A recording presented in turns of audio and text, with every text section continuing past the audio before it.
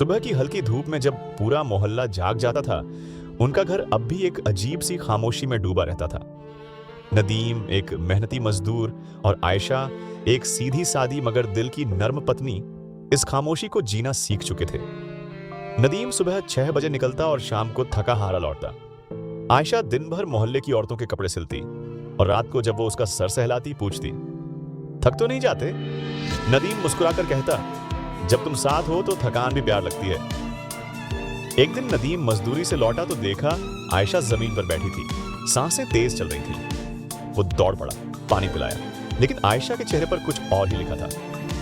Doctor को दिखाना होगा, अभी, कल नहीं। आयशा को टीबी हो चुकी थी। गरीबी की छत के नीचे इलाज करना एक सपना जैसा था।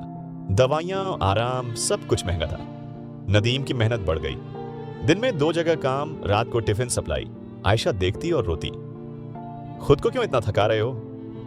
नदीम ने एक रात उसके हाथ थामे और कहा, तुमने कहा था मैं हूं ना, तो मुझे रहने दो तुम्हारे लिए। आयशा के चेहरे पर आंसू और मुस्कान साथ साथ थे। बीमारी बढ़ती गई। आयशा बिस्तर से लग गई।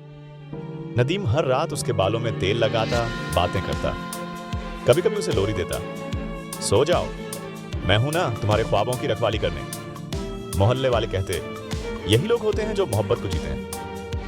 नदीम एक दिन उसके लिए पुराना रेडियो लाया जिस पर आयशा की पसंद की गजलें बजती थीं।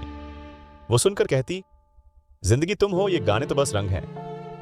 एक रात आयशा की हालत और बिगड़ गई। अस्पताल तक पहुंचने का किराया भी नहीं था। नदीम ने जूते बेचे, पुरानी साइकिल भी।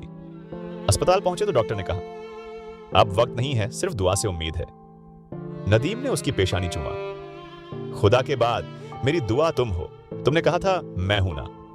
अब मैं कहता हूं तुम भी हो, हमेशा हो। आयशा बेहोश हो गई। नदीम ने अस्पताल के बाहर नमाज पढ़ी, हाथ उठाए, या अल्लाह उसकी सांसें मुझे दे दे, मैं जीना नहीं चाहता, बस ये जी जाए। सुबह सूरज निकला। आयशा की आंख खुली। नदीम उसके पास बैठा था, सजदे की हालत में सोया हुआ। आयशा ने उसके चेहरे पर हाथ फेरा।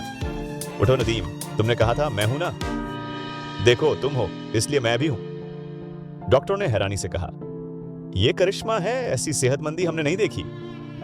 आयशा धीरे धीरे ठीक होने लगी। नदीम ने अब कम काम किया, ज्यादा वक्त दिया। उन्होंने मोहल्ले में एक छोटा क्लिनिक खोलने का फैसला किया ताकि कोई और ऐसी तकलीफ न सहे। कभी कभी दोनों छत पर बैठते, चाय पीते और गजलें सुनते। मोहब्बत जब दुआ बन जाए तो करिश्मे जन्म लेते हैं। जो हाथ खाली हो वही मांगने का सलीका रखते हैं। एक रात आयशा ने नदीम से कहा, जानते हो मेरी बीमारी की सबसे असरदार दवा क्या थी? नदीम ने पूछा। क्या? आयशा मुस्कुराकर बोली, तुम्हारी बातें, तुम्हारा साथ और वो एक जुमला, तुमने कहा था मैं हूं ना, और मैं आज भी हूं। फिर दोनों ने आसमान की ओर देखा, जैसे शुक्रगुजार हों।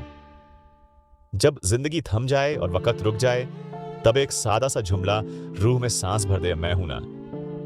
सिर्फ अल्फाज नहीं होते, ये वो वादे हैं जो तकदीर को झुका देते हैं। कुछ लोग दुआ नहीं मांगते, दुआ बन जाते हैं, और किसी की आंख की चमक उन्हीं के दम से आती है।